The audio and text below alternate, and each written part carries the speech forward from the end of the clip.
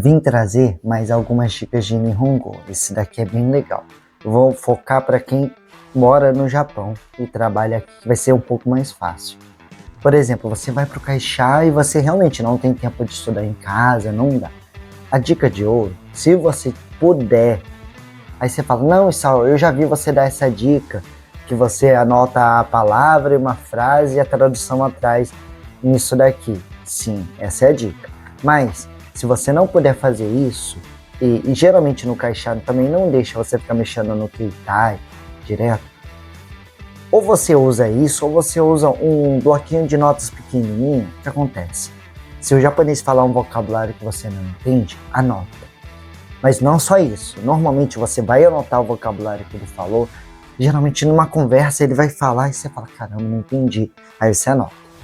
Se você tiver tempo, você procura no Keitai depois. Se o japonês for Yasashi, for bonzinho, você pergunta, Doyu imi desu ka? Aí você pergunta qual o significado disso, e se tiver tempo, lógico, né? Aí ele vai te explicar aquele vocabulário. Se ele for bonzinho, e às vezes o japonês é bonzinho, mas também não sabe explicar.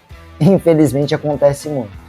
Aí é um outro problema, porque às vezes você não consegue entender o que ele está falando e não serve para muita coisa. Aí você pode, duas formas, né? Você pergunta para ele, ele te explica e depois, aí você anota.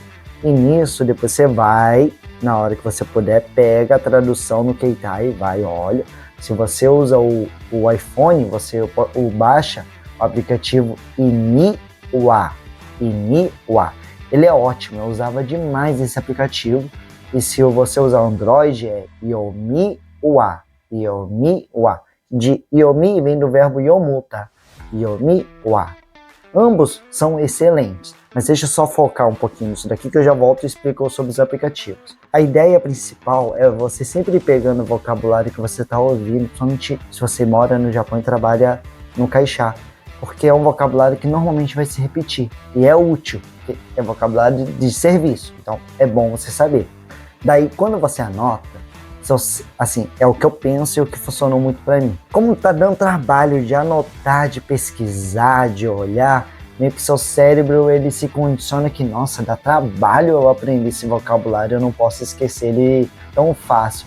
Agora, se você a pessoa falou e você olhou no celular, isso, tá bom. Meio que eu sempre esqueci. Agora, quando a pessoa falava, eu anotava, buscava o significado, anotava no bloquinho, cara, dá um trabalho sem vergonha, que nisso eu acabava aprendendo mais rápido. Não sei se é porque procurava, anotava, e outra. No bloquinho você vai anotando, vai sempre anotando até terminar ele. Porque no bloquinho você consegue fazer o fukushu, a sua revisão nele, que são vocabulários que vai sair muito na fábrica. Às vezes no choreio o seu chefe vai falando, você, se puder, lógico, você anota, senão você pega uma palavrinha ou outra e depois anota. Porque é importante, vocabulário de trabalho, às vezes a gente fala, não, eu consigo trabalhar, sei lá o que, não preciso de Nihongo. Acontece, eu vivi muitos anos sem saber Nihongo na fábrica tranquilamente, só que às vezes acontece algumas coisas que não deveria acontecer e é bom você saber o Nihongo. Geralmente é quando dá problema, quando dá um problema muito grande, eles vão perguntar o que houve e você tem que explicar. E se você não sabe Nihongo, realmente vai ser complicado.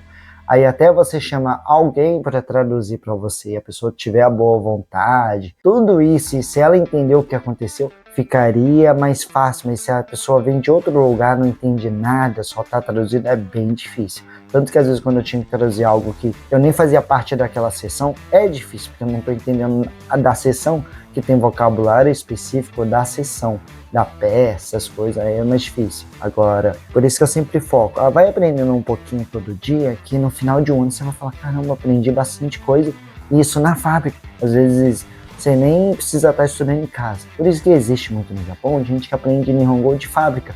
Você fala, caramba, você fala bem. Aprendi na fábrica. Às vezes a pessoa, ela é boa de memória, sabe? A pessoa fala uma vez, ela vai, não precisa nem anotar e aprende.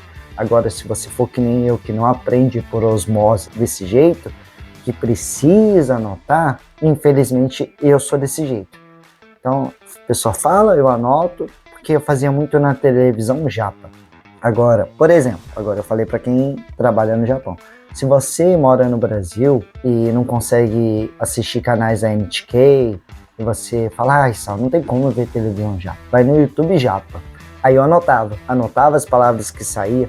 E o YouTube japa ou a TV japa é legal que quando eles falam, normalmente saem os kanjis. Eles falam uma palavra e eles colocam um kanji lá, é bem legal. Aí o que eu fazia? Exatamente a mesma coisa. Ele falava um vocabulário que eu não sabia, eu anotava. Só que como eu estava em casa, eu tinha a facilidade, anotava e procurava no Keitai. Não é falou e anota e vai direto no Keitai, não. Anota. Depois vai no Keitai, vê o significado e anota de novo. Por quê? Às vezes você olha no Keitai direto e a pessoa fala de novo, aí você fala, eu acho que sei, sabe nada, esqueceu. Acontecia muito comigo, por isso que anota. Porque senão vai ficar dando mais trabalho de toda hora olhar no Keitai. Então, sempre vai anotando vocabulário novo. Dessa forma, eu ia estudando, tanto na fábrica quanto na televisão. E se você não tiver, vai no YouTube, que também sai bastante vocabulário legal. Não em curso de japonês, vai em YouTube japonês mesmo, sabe? Os japas que gravam aqui. É mais fácil, porque você vai ver tanto o Hatsuon, o modo que eles falam. Você vai ver que a parte gramatical que a gente aprende no livro não é exatamente como eles falam. Eles invertem bastante e não tem problema nenhum. Isso que é legal. Quando você aprende tanto na TV quanto no YouTube japa, você pega vocabulário, você pega o jeito de falar, você aprende estruturas que tipo, você fala, nossa, dá pra falar desse jeito. É bem legal mesmo. Agora, voltando um pouquinho a falar sobre os dois aplicativos, tanto o Emiwa como o Yomiwa são bem parecidos. O Emiwa, que é para o iPhone, ele sai o JLPT, se você quiser os vocabulários do JLPT. O único porém é que ele está em inglês, tá? Ele sai o Kakijun, a ordem dos traços do kanji. Aí, por exemplo, são dois kanjis e você quer, eu quero só estudar esse. Por exemplo, de Shokuji. Aí só quero usar o do Shoku, que é o kanji de Taberu. Você clica nele e vai aparecer vários outros kanjis que são só dele. Kanjis compostos só usando ele, e é bem legal. Sai significado, sai frases, sai estrutura, explicação, porém tá em inglês. Aí como eu fazia? Pegava lá a parte do inglês, colava no Google Tradutor para traduzir, para saber o que significa. O Yomiwa do Android é igualzinho, por isso que é legal mesmo você saber usar os dois aplicativos. Os dois não, depende de qual celular você usa. Agora eu uso Android, eu uso o Yomiwa. Mas eu prefiro usar o Emiwa do iPhone, que eu achava que era mais fácil, mas foi porque eu comecei por ele. E é sério, ele é bem confiável, por isso que é importante. No Nihongo, é muito legal você ter um aplicativo, alguma coisa que você falar, eu não sei tal palavra, você joga lá, pronto, ele vai te dar o significado certinho. Sá, eu posso jogar direto no Google Tradutor? Pode. Mas se você puder jogar primeiro no Emiwa ou no Yomiwa para você ver qual é o kanji usado, porque eu sei, vai dar mais trabalho, mas Nihongo dá um certo trabalho mesmo. Que aí aos poucos você vai pegando um pouquinho de kanji, você fala, nossa, o kanji é esse daqui. Ele também significa isso. E saem as frases também. Então é bem legal usar aplicativo. Por isso que eu recomendo esses dois aplicativos, não sei se você tem outro, não só para estudar Nihongo, eles servem para estudar Nihongo, mas eu usava ele mais para aprender a escrever kanji, porque ele ensina o Kakijun, e ele também saía a tradução e as frases. Eu não usava ele só para aprender japonês, tipo, vou aprender o JLPT, N5, N4, não. Eu usava ele como uma forma de dicionário.